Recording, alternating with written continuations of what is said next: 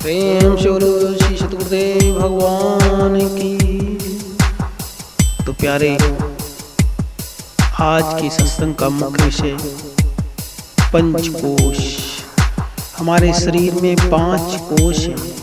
कोश माने खजाना। 5 प्रकार के खजाने हमारे इस शरीर में हैं।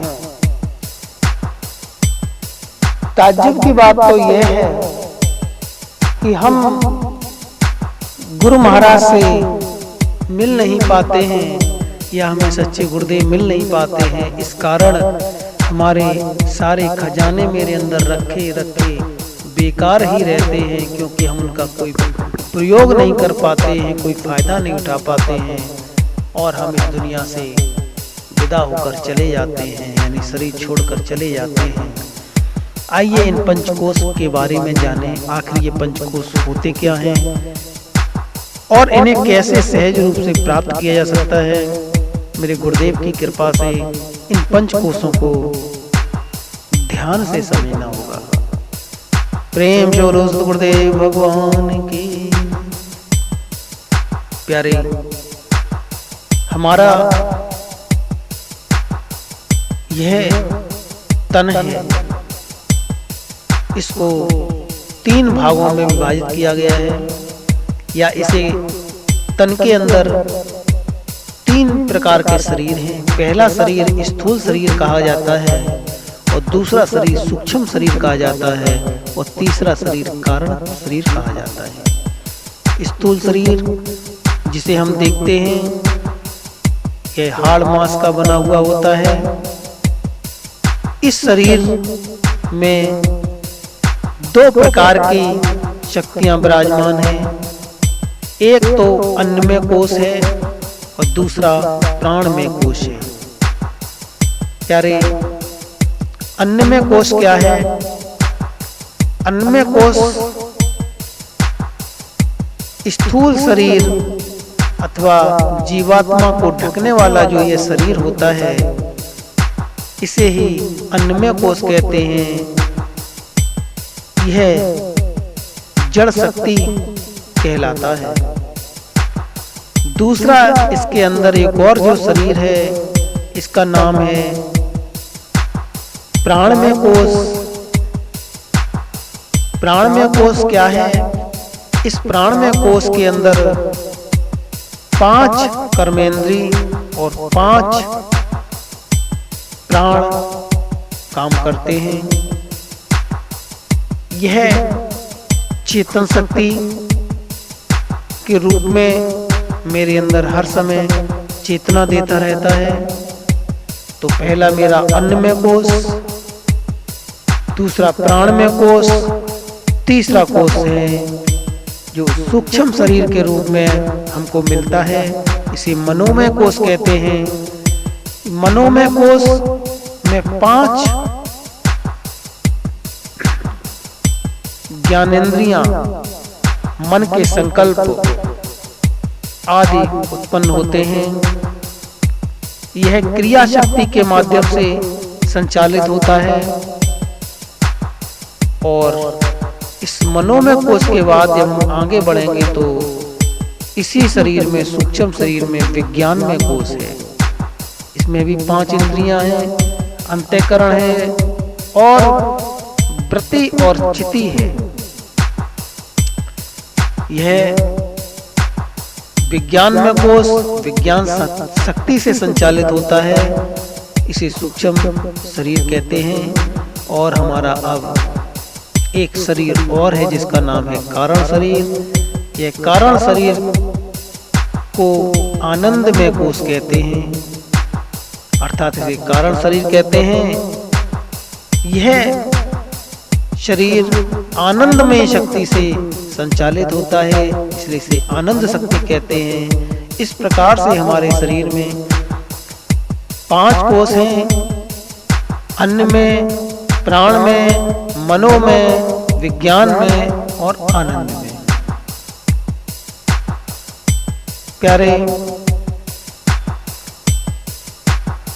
ये पंचकोश जो हैं 5 प्रकार की परतें मान लो तो पहले परत में हमारा अन्नमय कोश छुपा हुआ है।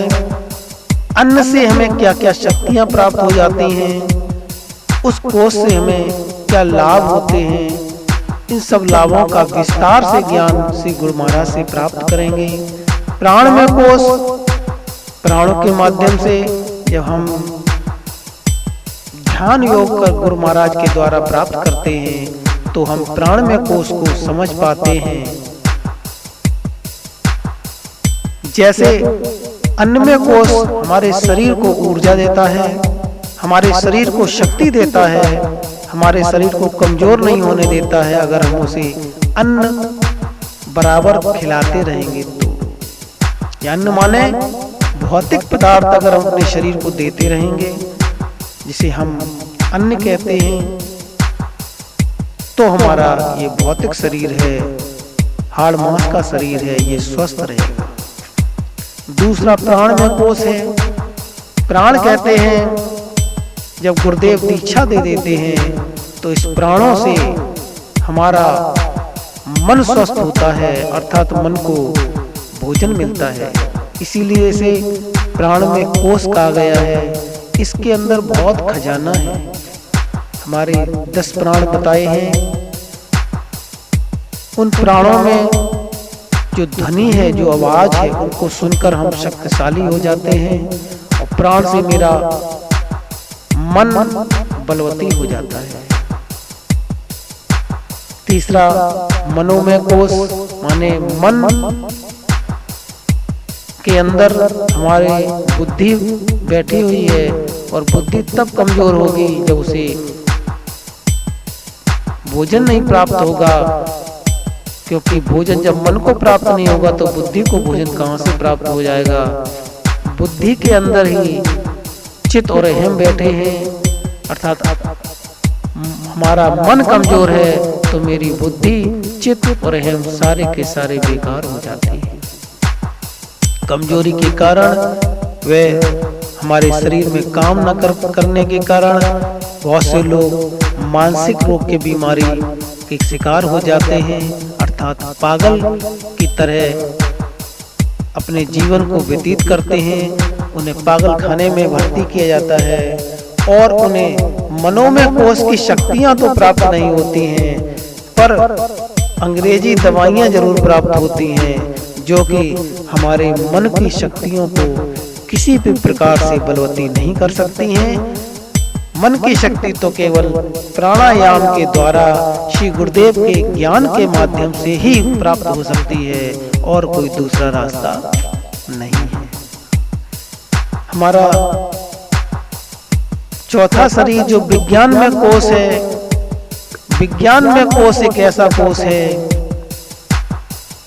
जिसमें हमारे अंतःकरण, मन, बुद्धि, चित्त अहम छुपे हुए हैं।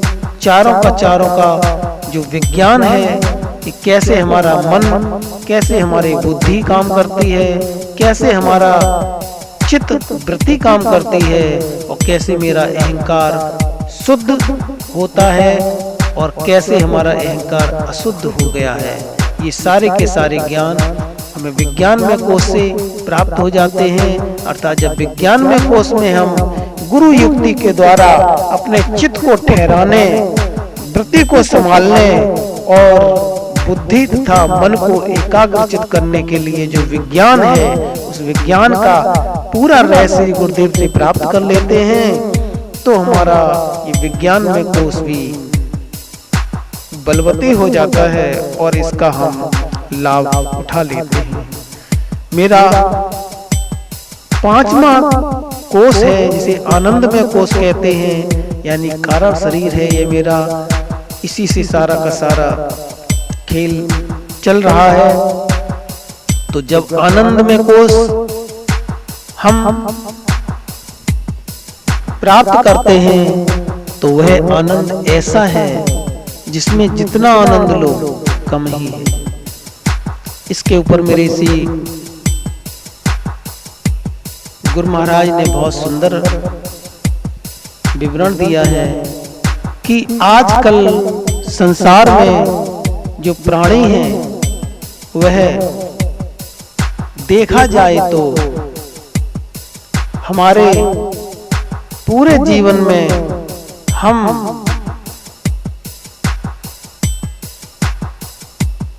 परसेंटेज जोड़ा जाए तो पूरे जीवन में कितने लोग ऐसे हैं जो आनंद में कोष का लाभ उठा पाते हैं। कुछ लोग तो भूतकाल में चले जाते हैं, कुछ लोग भविष्य काल में चले जाते हैं और कुछ लोग ही वर्तमान काल का फायदा उठा पाते हैं। जैसे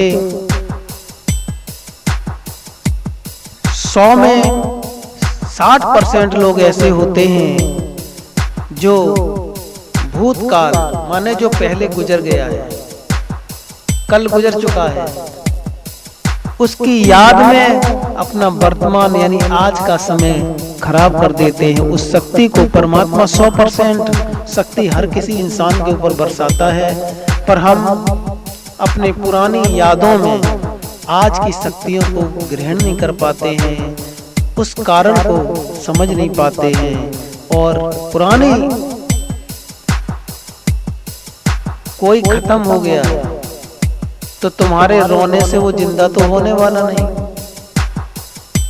उसकी यादों में पूरा पूरा जीवन बर्बाद कर देते हैं। इसे कहते हैं भूतकाल की याद में समय को बिताना। भूतकाल निकल गया, वो मेरे हाथ में नहीं आ सकता है, वो तो गया। प्यारे, मेरे हाथ में तो केवल भविष्य काल वो भी नहीं है, क्योंकि भविष्य कहते हैं आने वाले समय का। बहुत से लोग होते हैं जो भविष्य काल में अपना समय निकाल देते हैं। लगभग 60% तो भूतकाल में गए और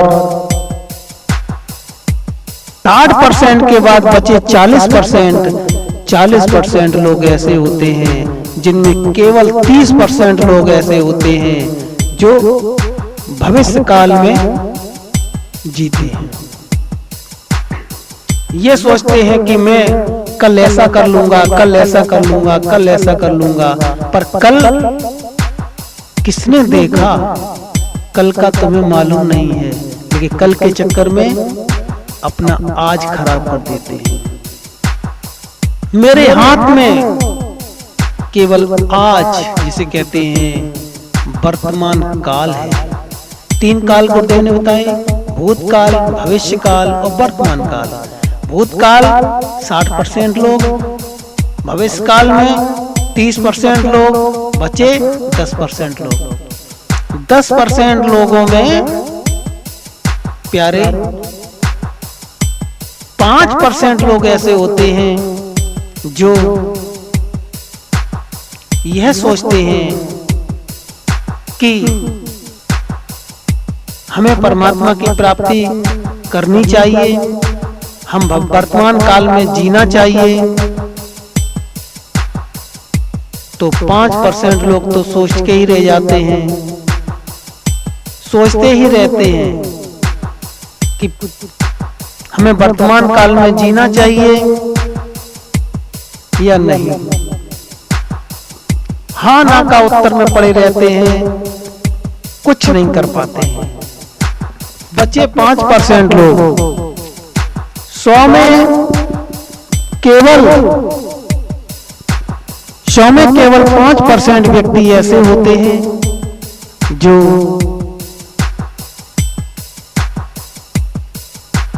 पूरी तरीके से संतुष्ट नहीं हो पाते हैं। उनमें भी 1.5% लोग ऐसे होते हैं जो अब करेंगे वर्तमान काल का प्रयोग कुछ नहीं कर पाते हैं।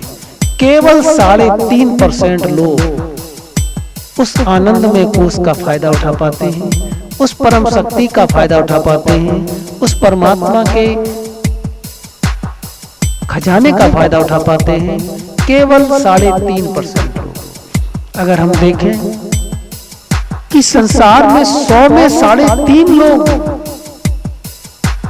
3.5% कितना हुआ? 3.5% लोग जग रहे हैं और बाकी सब बेहोशी में हैं। तो सोचो कि संसार सो रहा है या जग रहा है। प्यारे, मेरे गुरुदेव का कहना है कि हम इस ज्ञान को जाने और भूतकाल भविष्य काल के चक्कर में न पड़ के वर्तमान काल की शक्तियों का प्रयोग करें। उन परमपिता परमात्मा के योग के माध्यम से उन शक्तियों को ग्रहण करें, जिससे हम अपना भला कर सकें, दूसरों का भला कर सकें और इस संसार का भी भला कर सकें। हम जगें और लोगों को जगाएं। जागो और जगाओ प्यारे, समय है ऐसा आया।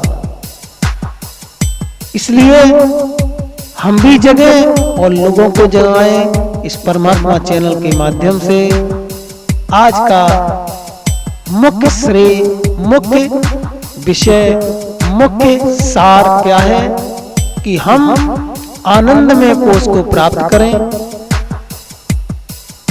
इन 5 कोशों का खजाना लेते हुए अन्न में, प्राण में,